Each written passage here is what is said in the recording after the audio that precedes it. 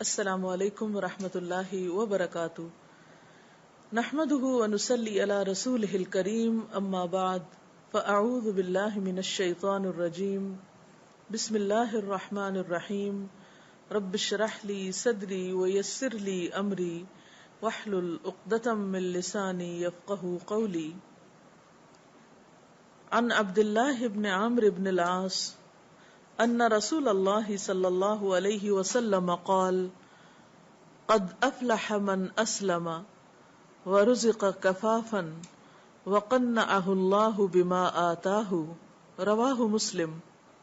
سیدنا عبداللہ بن عمرو بن العاص سے روایت ہے رضی اللہ تعالی عنہ کہ رسول اللہ صلی اللہ علیہ وسلم نے فرمایا، فلاح پا گیا جو اسلام لایا اور جسے بقدر ضرورت رزق دیا گیا، اور جو اسے اللہ تعالی نے دیا اس پر اس نے قناعت کی.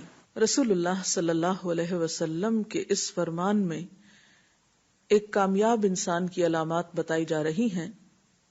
آپ کے فرمان کے مطابق کامیاب انسان وہ ہے جو اسلام لائے، یعنی اپنے آپ کو اللہ کے حوالے کر دے، اور پھر اسے کافی رزق مل جائے جو اس کی ضروریات کو پورا کرنے والا ہو.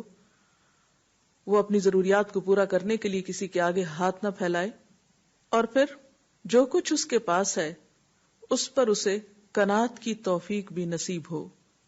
جہاں تک پہلی علامت کا تعلق ہے کہ وہ شخص کامیاب ہے جو اسلام لایا، تو یہاں اسلام لانے کا ایک مطلب تو دین اسلام میں داخل ہونا ہے. اللہ تعالیٰ نے دین اسلام کو بندگان خدا کے لیے ایک نعمت قرار دیا، جیسا کہ ایک آیت میں آتا ہے، الیوم اکملت لکم دینکم واتممت علیکم نعمتی ورضیت لکم الاسلام دینا، کہ آج میں نے تمہارے لیے تمہارا دین مکمل کر دیا، تم پر اپنی نعمت تمام کر دی اور تمہارے لیے دین اسلام کو پسند کر لیا. تو بندوں کے لیے جو طریقہ زندگی اللہ تعالیٰ کو سب سے زیادہ پسند ہے وہ طریقہ اسلام ہے. اور طریقہ اسلام کا معنی کیا ہے کہ بندہ اپنے آپ کو، اپنی مرضی کو، اپنی خواہشات کو، اپنی عقل کو، اپنے تمام تر جذبات کو اللہ تعالیٰ کی خوشی کے، اس کی مرضی کے تابع کر دے، اللہ کا فرما بردار ہو جائے، اللہ کا اطاعت گزار ہو جائے. قرآن پاک میں ایک اور مقام پر اللہ تعالیٰ فرماتے ہیں، افمن شرح اللہ صدرہ للاسلام فہو علی نور من ربہ. کیا بھلا وہ شخص جس کا سینہ اللہ نے اسلام کے لیے کھول دیا ہو، اس کا شرح صدر ہو چکا ہو، اور پھر وہ اپنے رب کی طرف سے آئے ہوئے ایک نور پر ہو. یعنی اس شخص کی خوش قسمتی کا کیا کہنا کہ جس کا دل حق کے لیے کھل جائے اور سچائی کو پانے کے بعد اس کے پانے کا جو احساس ہے اس کے لیے خوشگوار ہو، وہ اس کے اندر اتر جائے اور ایک ایسی روشنی کی شکل اختیار کر لے کہ جس میں اسے اچھے اور برے کا فرق صاف نظر آنے لگے. حقیقت یہ ہے کہ کسی بھی سچائی کو پانا انسان کے لیے باعث سکون ہوتا ہے. اور کائنات کی سب سے بڑی سچائی کیا ہے کہ انسان اپنے آپ کو اس کے تابع کرے، اس پر ایمان لائے جس نے اس کائنات کو پیدا کیا، پھر وہ اس میں جتنے بھی ذی روح ہیں ان سب کو رزق دینے والا ہے، وہ اس کا انتظام چلانے والا ہے. تو یقیناً عبادت کے لائق بھی وہی ہے اور صرف وہی ہے، اور اس کی عبادت میں انسان کسی دوسرے کو شریک نہ کرے، نہ اپنے نفس کی خواہشات کو، نہ اپنے عقل کو، اور نہ ہی دباؤ کو. وہ سراسر اللہ کا بندہ بن جائے. پوری کائنات اللہ تعالیٰ کے آگے سر جھکائے ہوئے ہے، اللہ تعالیٰ کی فرما بردار ہے. یہ آسمان، یہ زمین، یہ سورج، یہ چاند، یہ تارے، ہر چیز اللہ تعالیٰ کے حکم کے تابع ہے. انسان کو اللہ تعالیٰ نے آزادی دی، اما شاکرا و اما کفورا، خواہ شکر گزار بنے خواہ ناشکرا بنے، خواہ اپنے خالق کو مانے یا نہ مانے. اس کے پاس آج اس دنیا میں اقرار اور انکار دونوں کے درمیان ایک چوائس یا اختیار کی آزادی موجود ہے. تو جو انسان اس آزادی کو اللہ کی فرما برداری اور اللہ تعالی کے آگے سر تسلیم خم کرنے میں استعمال کرتا ہے، وہی دراصل کامیاب انسان ہے. اس کے بارے میں ایک اور جگہ پر آتا ہے او من کان میتا فاحییناہ، کیا بھلا وہ شخص جو مردہ تھا پھر ہم نے اس کو زندہ کر دیا.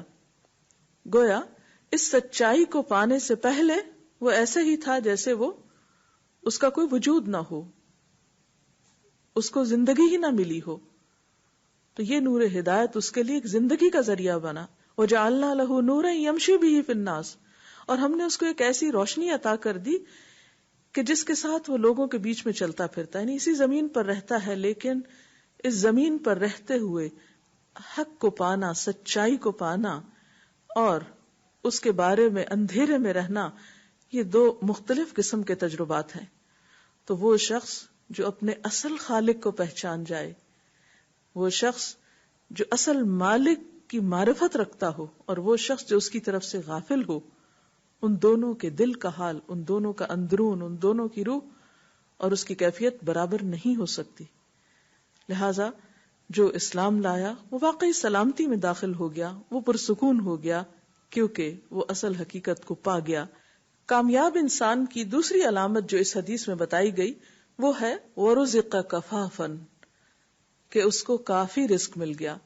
کفاف کا لفظ عربی زبان میں استعمال ہوتا ہے گزارے کے لائق اور لوگوں سے مستغنی کرنے والا رزق، یعنی اتنا رزق کہ جو انسان کی ضروریات کے لیے کافی ہو اور اسے لوگوں سے بے نیاز کر دے، یعنی اسے لوگوں کی محتاجی سے بچائے، انسانوں کی محتاجی سے بچانے والا ہو اور اس کی تمام تر ضروریات بھی پوری ہو رہی ہوں. اس کے بارے میں ایک اور حدیث میں ہمیں مزید وضاحت ملتی ہے. رسول اللہ صلی اللہ علیہ وسلم نے فرمایا، تم میں سے جو شخص اس حالت میں صبح کرے کہ اس کا جسم صحت مند ہو، اس کے دل میں بے خوفی اور اطمینان ہو، اور اس کے پاس اس دن کا کھانا بھی موجود ہو، تو گویا اس کے لیے ساری دنیا اکٹھی ہو گئی. یعنی انتہائی خوش قسمت ہے وہ انسان کہ جسے کوئی بیماری نہیں، وہ طاقتور ہے، وہ اپنے پاؤں پہ چل سکتا ہے، وہ اپنی ضروریات پوری کرنے کے لیے جسمانی طور پر کسی اور کی مدد کا محتاج نہیں، اور پھر اس کے دل میں بھی اطمینان ہے، سکون کی ایک کیفیت ہے. اور یہ کیفیت کب ہوتی ہے؟ جب انسان سچائی کو پا لیتا ہے، جیسا کہ پچھلی علامت میں ذکر کیا گیا کہ من اسلم. اور تیسری چیز کہ اس دن کا کھانا اس کے پاس موجود ہے، یعنی کفاف میں پھر اتنا رزق بھی آتا ہے جو ایک دن کے لیے کافی ہو. تو ایسا شخص واقعی خوش قسمت انسان ہے اور کامیاب انسان ہے. ایک اور حدیث میں آتا ہے رسول اللہ صلی اللہ علیہ وسلم نے فرمایا، اے ابن آدم، اگر تو زائد از ضرورت مال اللہ کی راہ میں خرچ کرے گا تو تیرے لیے بہتر ہوگا، اور اگر تو اسے روکے گا تو تیرے لیے برا ہوگا، اور بقدر کفاف مال پر تو ملامت کے لائق نہیں ہوگا. یعنی اتنا مال اگر تم جمع کرتے ہو کہ جس سے تم اپنی ضروریات کو بسہولت پورا کرو تو اس پر تمہاری کوئی پوچھ نہیں. ایک اور جگہ پر ہم دیکھتے ہیں کہ رسول اللہ صلی اللہ علیہ وسلم بقدر کفاف روزی کے لیے دعا بھی فرمایا کرتے تھے. الفاظ ہیں، اللہم اجعل رزق آل محمد قوتا وفی روایت کفافا. اے اللہ، تو آل محمد کو صرف اتنا رزق عطا کر جو ان کی جان بچائے اور بدن کی قوت کو قائم رکھے. ایک اور روایت میں آتا ہے کہ صرف اتنا رزق عطا فرمانا جو ان کی زندگی باقی رکھنے کے لیے کافی ہو. کیونکہ رزق کی کثرت یا مال و دولت کی کثرت بھی بسا اوقات انسان کو فسق و فجور میں مبتلا کر دیتی ہے. انسان اللہ تعالیٰ کی نافرمانی پر اتر آتا ہے یا انسان سرکش ہو جاتا ہے. اور اسی طرح جب مال نہیں ہوتا اور انسان دوسروں کا محتاج ہوتا ہے تو یہ چیز بھی انسان کے دین کے لیے بسا اوقات نقصان دہ ہو جاتی ہے. اسی لیے اللہ کے رسول صلی اللہ علیہ وسلم ایک اور دعا بھی مانگا کرتے تھے، اللہم انی اعوذ بک من الکفر والفقر، کہ اے اللہ میں تیری پناہ میں دیتا ہوں اپنے آپ کو کفر اور محتاجی سے. کیونکہ ایک اور جگہ پر آپ نے فرمایا کہ کاد الفقر ان یکون کفرا، کہ قریب ہے کہ فقر کفر کا سبب بن جائے. تو زیادہ دولت بھی انسان کو سرکش بنا دیتی ہے بسا اوقات، اور رزق کی کمی انسان کو کفر تک پہنچا دیتی ہے.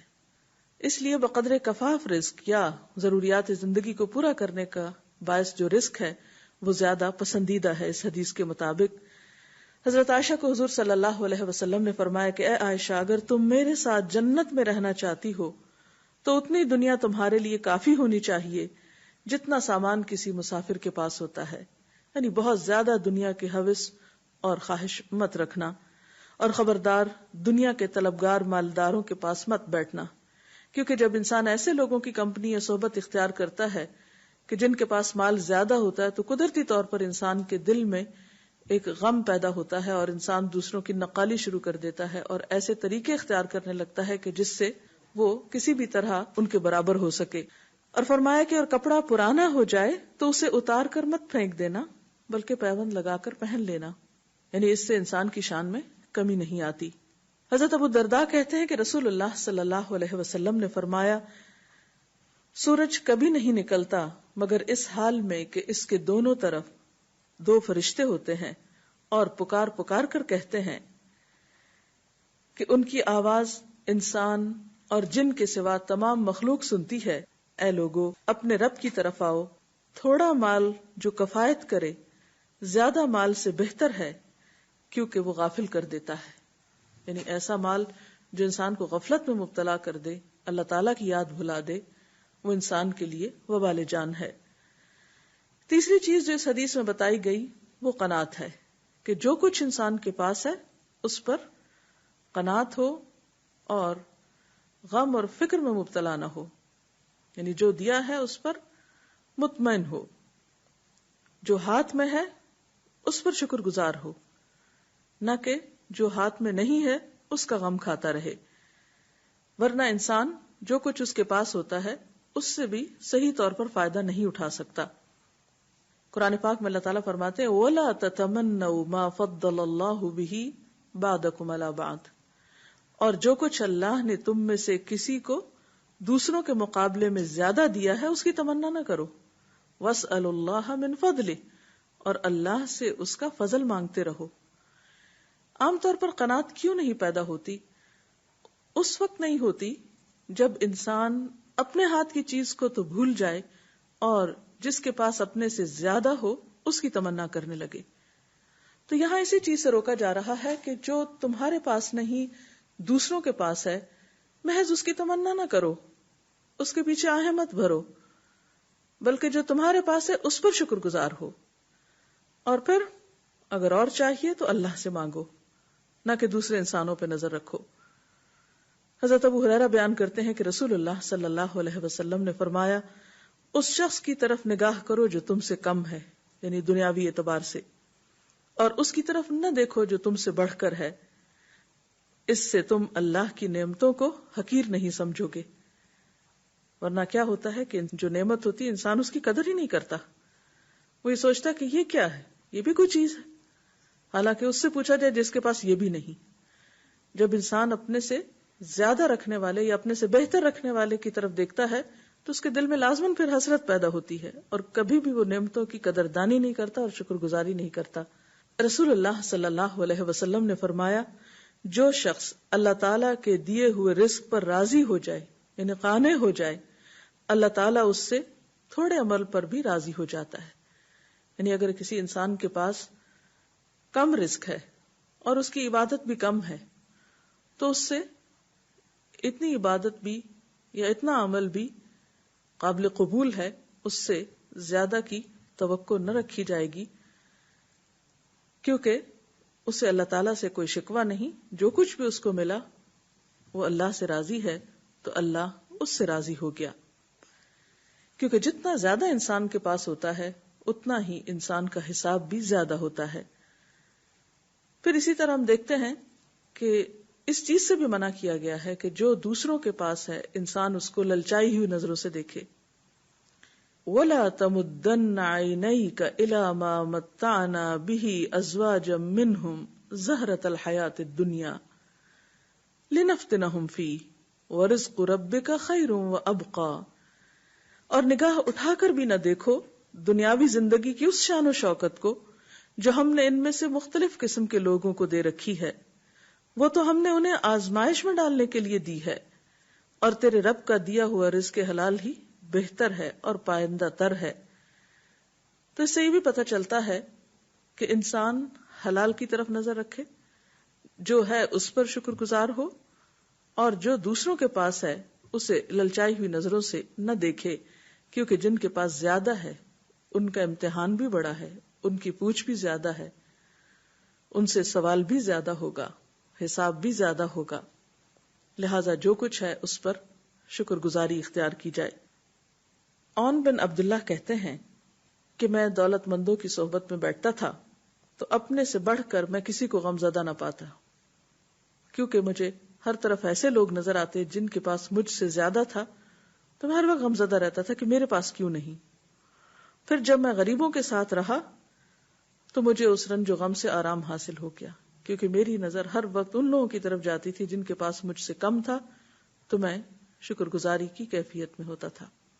نعمتیں پا کر شکر ادا کرتے رہنا اجر و ثواب میں اتنا ہی بڑا ہے جتنا روزہ رکھنا۔ اگلی حدیث میں آتا ہے عن ابی ہریرہ عن النبی صلی اللہ علیہ وسلم انہ قال الطاعم الشاکر بمنزلۃ الصائم الصابر، رواہ ابن ماجہ۔ سیدنا ابو ہریرہ رضی اللہ تعالی عنہ سے روایت ہے کہ نبی کریم صلی اللہ علیہ وسلم نے فرمایا، کھانے پر شکر ادا کرنے والا صابر روزہ دار کی طرح ہے، یعنی ایک شخص جس کے پاس جو کچھ ہے وہ اسے قدردانی کے ساتھ استعمال کرتا ہے اور استعمال کرنے کے بعد شکر ادا کرتا ہے، تو اس کا اجر و ثواب ایسا ہی ہے جیسے ایک دوسرا شخص روزہ رکھ کے صبر کر رہا ہے۔ اب ایک طرف ایک کھا رہا ہے اور شکر کر رہا ہے، دوسری طرف ایک کھا نہیں رہا لیکن صبر کر رہا ہے اور روزہ رکھے ہوئے ہے۔ تو روزہ رکھنا ایک نیکی ہے، ایک عبادت ہے، ایک بہت اجر و ثواب کا کام ہے۔ تو جتنا اجر و ثواب روزہ دار کو مل رہا ہے اتنا ہی اجر و ثواب اس شخص کے حصے میں جا رہا ہے جو اگرچہ روزے سے نہیں لیکن شکر گزار ہے۔